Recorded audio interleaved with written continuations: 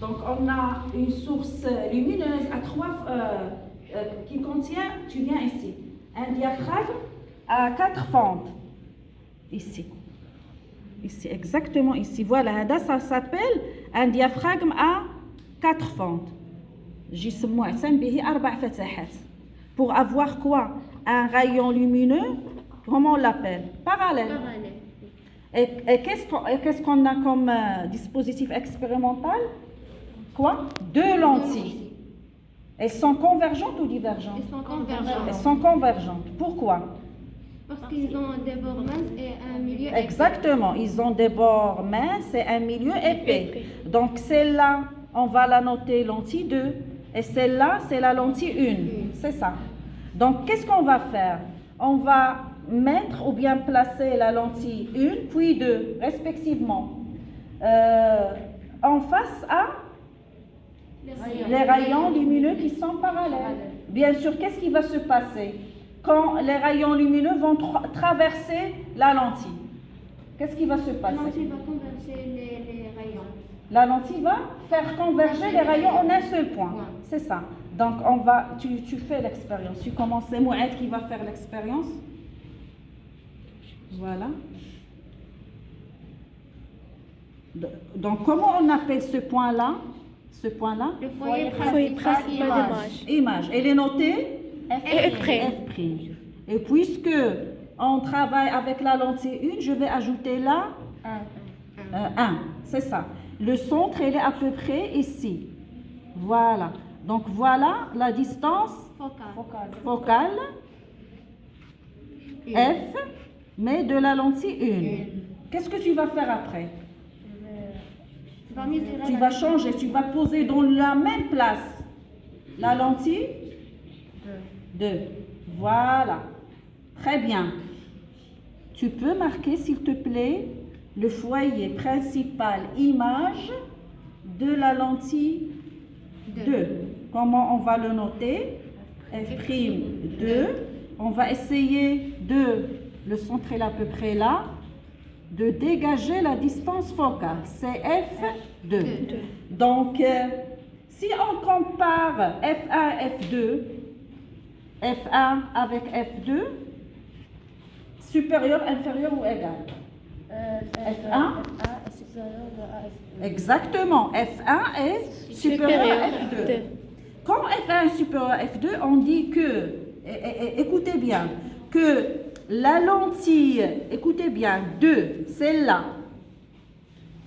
a une capacité de faire converger les rayons lumineux vers elle. Elle a une capacité plus grande.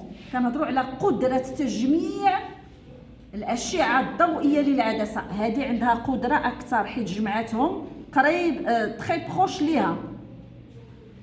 Vous êtes d'accord? Oui. Par contre, هاد la lentille 1 شنو عندها؟ عندها une capacité inférieure ou bien faible. On parle alors d'une nouvelle tu peux aller pour filmer toute le tu filmes tout. On parle alors d'une nouvelle grandeur physique en optique qui s'appelle la vergence d'une lentille. Bien sûr convergente. On travaille avec des lentilles convergence. Écoutez bien. Donc تعرفنا على مقدار جديد من خلال هذه التجربة البسيطة qu'on vient de réaliser. على مقدار جديد في البصريات شنو اسمه la vergence d'une lentille. Et quelle est sa définition?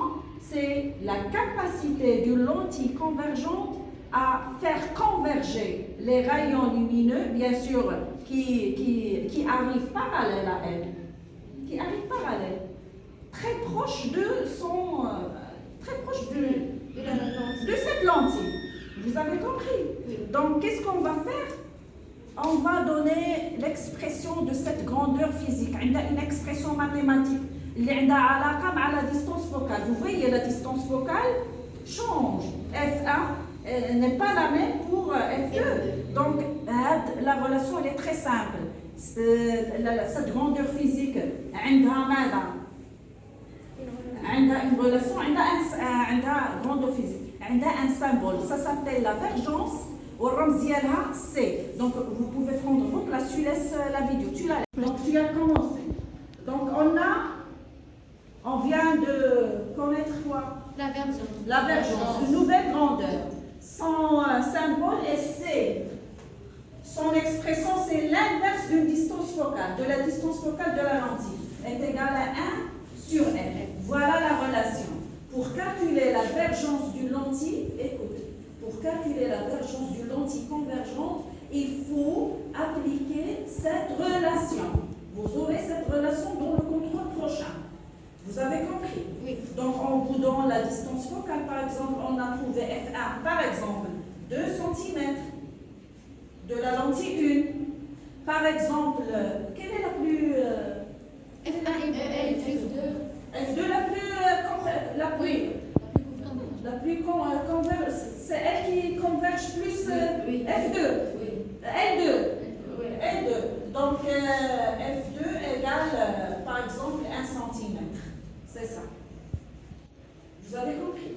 Donc si je veux calculer la convergence, il suffit de faire une application numérique. Mais attention, il faut convertir la distance. Par exemple, si je cherche C1 égale 1 sur F1, il faut convertir Centimètres en mètres. oui, centimètres en mètres. C'est-à-dire il faut diviser par 100. 100.